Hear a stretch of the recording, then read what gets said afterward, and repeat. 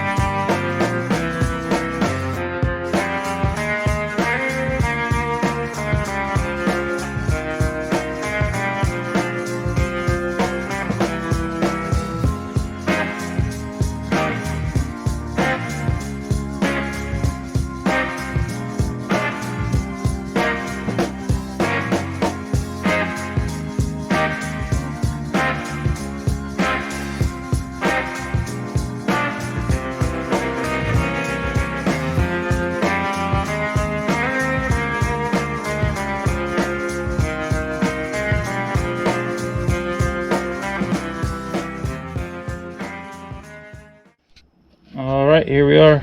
Everything's back together. Turn the light down so you can see.